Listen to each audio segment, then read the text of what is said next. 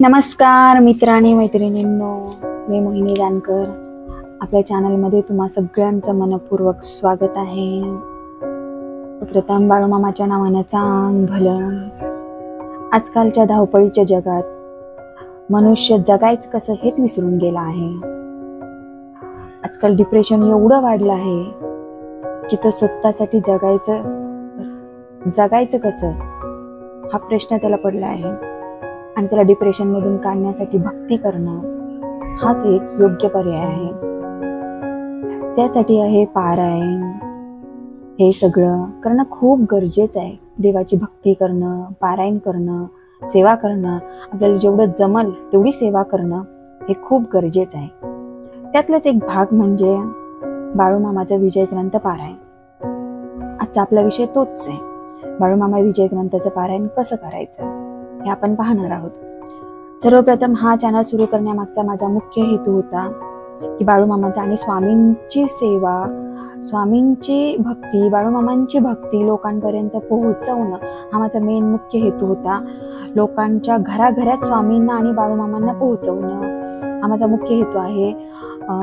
आणि हा चॅनल चालू करायचं माझं खास कारण म्हणजे मला बाळूमामांचा, स्वामींचा अनुभव लोकांपर्यंत पोहोचवायचं. आणि ते आपण लवकरच चालू करणार आहोत. स्वामींचा आणि बाळूमामांचा अनुभव त्या व्यक्तीपर्यंत जाऊन प्रत्यक्ष भेटून आपण त्यांचे अनुभव घेणार आहोत. आणि ते अनुभव आपण आपल्या चॅनलवरती टाकायला सुरुवात करणार आहोत. आणि त्यासाठी मला तुमच्या सगळ्यांची मदत तर लागणार आहे. तुमच्या सगळ्यांचा आशीर्वाद गरजेचा आहे. बाळूमामांचा आशीर्वाद, स्वामींचा आशीर्वाद तर माझ्या पाठीशी आहेच. त्यांच्या आदेशानेच तर मी हे कार्य करण्याचा हाती घेतलं आहे. तसंच आपण बाळूमामा विजय ग्रंथाच्या रोज 2-2 अध्यायाच्या सिरीज चालू करत आहोत. उद्यापासून रोज मी 2-2 अध्याय आपल्या चॅनलला पोस्ट करत जाईन. त्यासाठी तो सुद्धा तुम्हा सगळ्यांचा आशीर्वाद गरजेचा आहे. लोकांना काहींना वाचता नाही येत, काहींना वाचण्यासाठी वेळ नसतो. ते कसं आता त्यांचं काम करत करत ऐकलं तरी चालतं. त्यासाठी आपण ह्या सिरीज चालू करत आहोत आपल्या चॅनलवरती. त्यासाठी लवकरात लवकर आपल्या चॅनलला सबस्क्राईब करा आणि भरभरून प्रेम द्या, हीच अपेक्षा आहे. चला बघूया आपण बाळूमामा विजय ग्रंथाचं पारायण कसं करायचं, त्यासाठी नियम अटी काय आहेत ते बघू. बाळूमामा विजय ग्रंथाचं पारायण करणं खूप काही अवघड नाही. एकदम सोपी पद्धत आहे आणि खूप छोटे छोटे अध्याय आहेत. सहज कुणीही करण्यासारखं आहे. एवढं काय त्यात अवघड नाहीये. फक्त मनापासून तुम्ही ठरवा की मला हे करायचं आहे. बघा, मामा तुमच्याकडून करून घेतील याची मी गॅरंटी देते. मामाच हे सगळं करविता हे सगळं करून घेणारे आपले मामा आहेत. बाळूमामा विजय ग्रंथाची सुरुवात एकादशी, त्रयोदशी आणि अमावस्या या तिन्ही दिवशी करायची आहे. बाळूमामाचं पारायण 2 पद्धतीने करता येतं. एक 3 दिवसाचं पारायण आणि दुसरं नित्य पारायण. 3 दिवसाचं पारायण पहिल्या दिवशी 12 अध्याय, दुसऱ्या दिवशी 12 अध्याय आणि शेवटच्या दिवशी 1 अध्याय आणि फलाष्टक हे घ्यायचं. हे 3 दिवसाचं पारायण झालं. आणि नित्य पारायण रोज 2-2 अध्याय घ्यायचे आणि शेवटच्या दिवशी 1 अध्याय. आणि बाळूमामाचं पारायण जोपर्यंत चालू आहे तोपर्यंत बाळूमामांची आरती आणि बाळूमामांना नैवेद्य, खडीसाखर असली तरी चालते की बाळूमामांना पंचपक्वान्नाचं नैवेद्य पाहिजे वगैरे असं काहीही नाही. साहित्य बाळूमामांच्या पारायण चालू करताना साहित्य फक्त भंडारा, अगरबत्ती आणि एक फूल, ते कोणतंही असो. देव हा भावाचा बुकेला आहे. देवाला मनापासून काहीही द्या, तो घेणार, स्वीकारणार. तुमची फक्त साधी भोळी देवाला चालते. तसं बाळूमामा पारायण हे सकाळी लवकर उठून शक्यतो ब्राह्म मुहूर्तावरती उठून चालू करायचं. ब्राह्म मुहूर्तावरती उठायचं, आंघोळ स्नान करून खाली बसायला पाट किंवा घोंगडी असेल तरी चालेल. ज्यांना गुडघ्याचा त्रास आहे, बसायला खाली बसता नाही येत, अशा लोकांनी खुर्चीवरती बसून केलं तरी चालतं. नंतर समोर पाट, पाटावरती बाळूमामांची पोथी, तर एक अगरबत्ती लावायची, बाळूमामांना फूल व्हायचं आणि खडीसाखरेचा नैवेद्य दाखवायचा. बस एवढंच आहे, बाकी काही नाही. घरी फक्त शांत वातावरण, कसं शांत पाहिजे. तुम्ही घरी करू शकता, मंदिरात करू शकता किंवा नदीकाठी करू शकता, कुठेही करू शकता. फक्त जे काही करणार ते तुम्ही मनापासून करा, एवढंच वाटतं.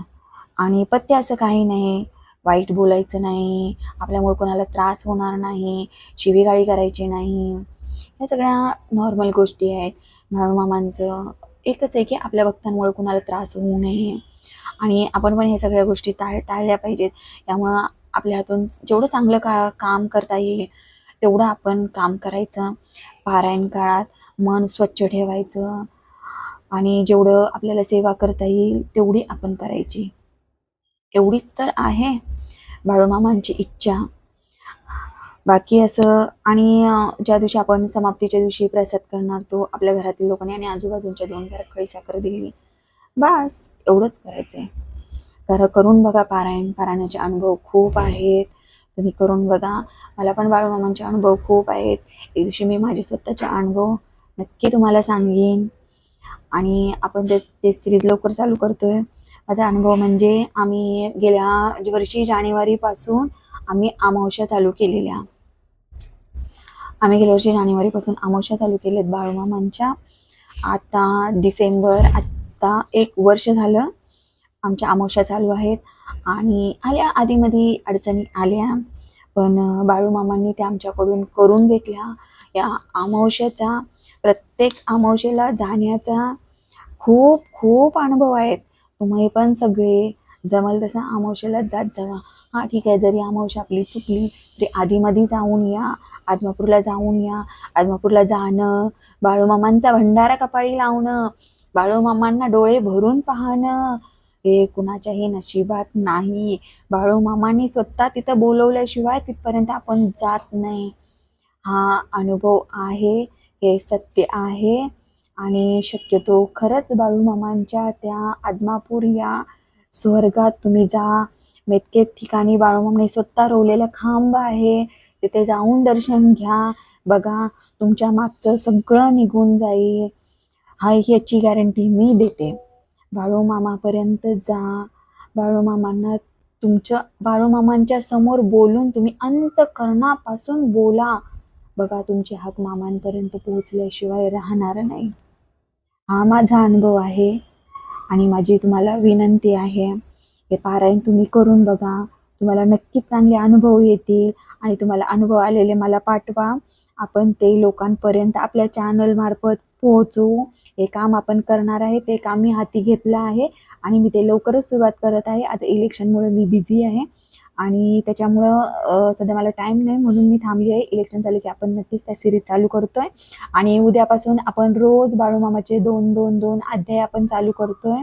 बाळूमामा विजय ग्रंथाचे 2 अध्याय आपण चालू करतोय. रोज आपल्या चॅनलवरती मी पोस्ट करत जाईन आणि यासाठी तुम्हा सगळ्यांचा आशीर्वाद गरजेचा आहे. तुम्ही सगळे सपोर्ट करचाल याची खात्री आहे. तुमच्या सगळ्यांचा आशीर्वाद गरजेचा आहे. धन्यवाद. बाळूमामाच्या नावानं चांग भलं. लाईक करा, सबस्क्राईब करा, शेअर करा, जास्तीत जास्त लोकांपर्यंत पोहोचवा. आपल्याला जास्तीत जास्त बाळूमामांचे सेवेकरी भक्त बनवायचे आहेत. बाळूमामांच्या लीला, बाळूमामांचे अनुभव लोकांपर्यंत पोहोचवायचे आहेत. त्यासाठी शेअर करा आणि बाळूमामा विजय ग्रंथाचे पारायण करा. नमस्कार. बोला बोला बाळूमामाच्या नावानं चांग भलं.